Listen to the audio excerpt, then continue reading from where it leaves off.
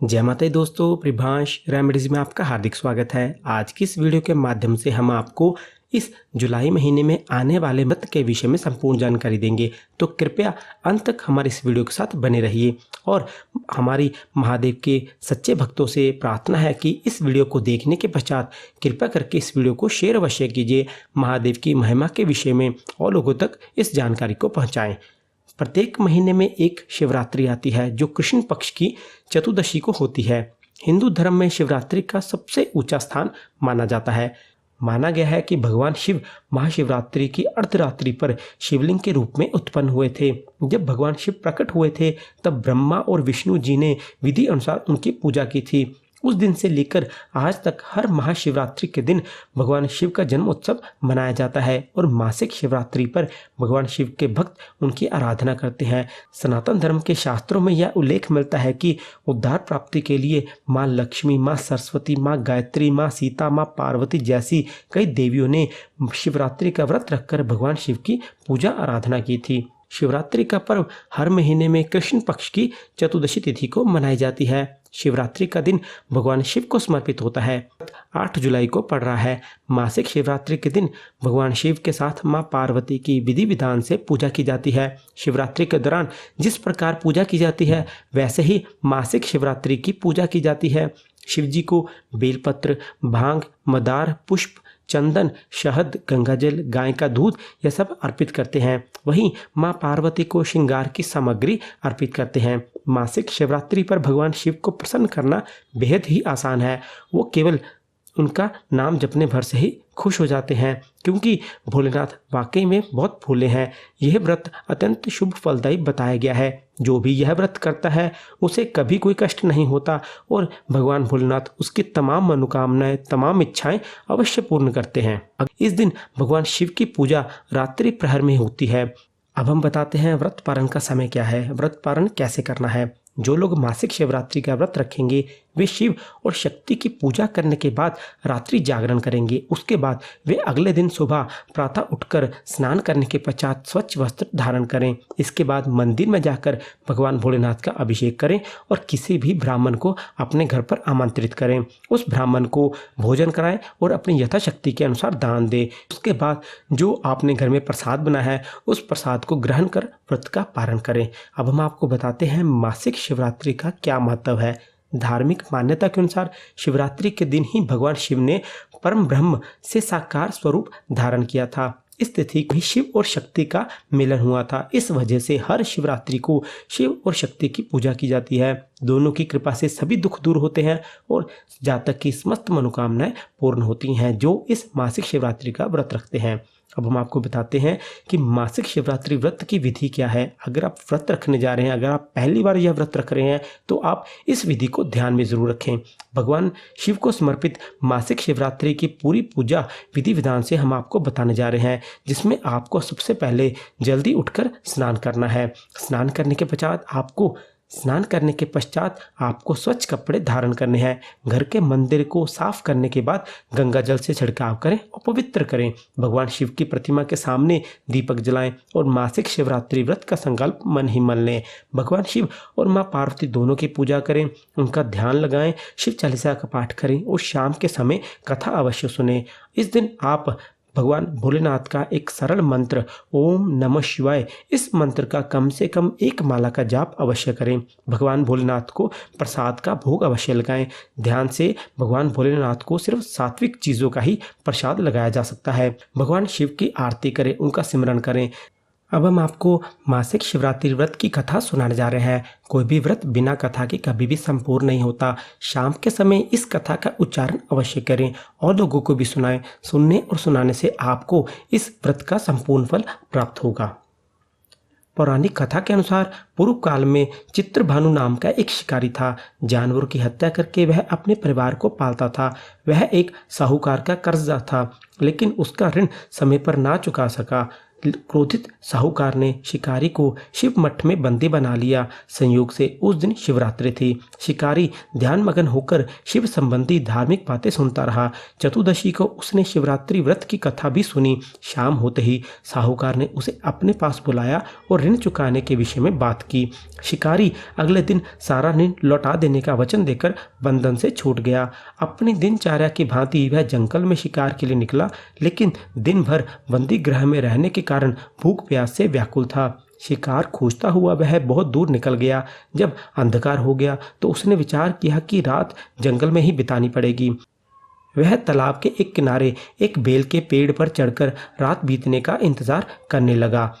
उस बिलपत्र वृक्ष के नीचे शिवलिंग था, जो बिलपत्रों से ढका हुआ था। शिकारी को उसका पता न चला। पड़ाव बनाते समय उसने जो टहनियां तोड़ी वे संयोग से शिवलिंग पर गिरती चली गई।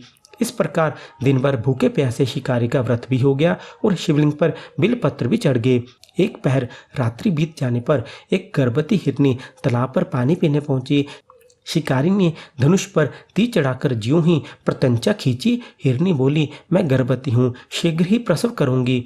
तुम एक साथ 2 जीवों की हत्या करोगे, जो ठीक नहीं है। मैं बच्चे को जन्म देकर शीघ्र ही तुम्हारे समक्ष प्रस्तुत हो जाऊंगी, तब आप मुझे मार लेना। शिकारी ने अपनी प्रत्यंचा ढीली कर दी और वह हिरनी जंगली झाड़ियों में लिप्त हो गई। प्रत्यंचा चढ़ाने तथा ढीली करने के वक्त कुछ बिलपत्र अनायास ही टूटकर शिवलिंग पर गिर गए। इस प्रकार अनजाने में ही उससे प्रथम पहर का पूजन भी संपन्न हो गया। कुछ देर बाद एक और हिरनी उधर से निकली। शिकारी की प्रसन्नता का ठिकाना ना रहा। समीप आने पर उसने धनुष पर बाण चढ़ाया। तब उसे देख हिरनी ने विनम्रतापूर्वक निवेदन किया, हे शिकारी, मैं थोड़ी देर पहले ऋतु से निवृत्त हुई हूँ, कामातुर विरहिणी हूँ, अपने प्रिय की खोज में भटक रही हूँ। मैं अपने पति से मिलकर शीघ्र ही तुम्हारे पास आ जाऊंगी। शिकारी ने उसे भी जाने दिया। 2 बार शिकार को खोकर उसका माथा ठनका। वह चिंता में पड़ गया। रात्रि का आखिरी पहर बीत रहा था। इस बार भी धनुष से लगकर कुछ बेलपत्र शिवलिंग पर जा गिरे तथा दूसरे प्रहर की पूजा भी संपन्न हो गई। तभी एक अन्य हिरनी अपने बच्चों के साथ उधर से निकली। शिकारी के लिए यह स्वर्णिम अवसर था। उसने धनुष पर तीर चढ़ाने में देर नहीं की। वह तीर छोड़ने ही वाला था कि हिरनी बोली, हे शिकारी, मैं इन बच्चों को इनके पिता के हवाले करके लौट आऊंगी, तुम इस समय मुझे मत मारो। शिकारी हंसा और बोला, सामने आए शिकार को छोड़ दूं? मैं ऐसा मूर्ख नहीं। इससे पहले मैं 2 बार अपना शिकार खो चुका हूँ। मेरे बच्चे भूख प्यास से तड़प रहे होंगे। उत्तर में हिरनी ने कहा, जैसे तुम्हें अपने बच्चों की ममता सता रही है, ठीक वैसे ही मुझे भी। हे शिकारी, मेरा विश्वास करो, मैं इन्हें इनके पिता के पास छोड़कर तुरंत लौटने की प्रतिज्ञा करती हूँ। हिरनी का दुख भरा स्वर सुनकर शिकारी को उस पर दया आ गई। उसने उस हिरनी को भी जाने दिया। शिकार के अभाव में तथा भूख प्यास से व्याकुल शिकारी अनजाने में ही बेल वृक्ष पर बैठा बेल पत्थर तोड़ तोड़कर नीचे फेंकता जा रहा था। जब सुबह हुई तो एक हिरण उसी रास्ते पर आया। शिकारी ने सोच लिया कि इसका शिकार वह अवश्य करेगा। शिकारी की तनी प्रत्यंचा देखकर हिरण विनीत स्वर में बोला, हे शिकारी, यदि तुमने मुझसे पूर्व आने वाले 3 हिरनियों तथा छोटे छोटे बच्चों को मार डाला है तो मुझे भी मारने में विलंब ना करो, ताकि मुझे उनके वियोग में एक क्षण भी दुख न सहना पड़े। मैं उस हिरनियों का पति हूँ।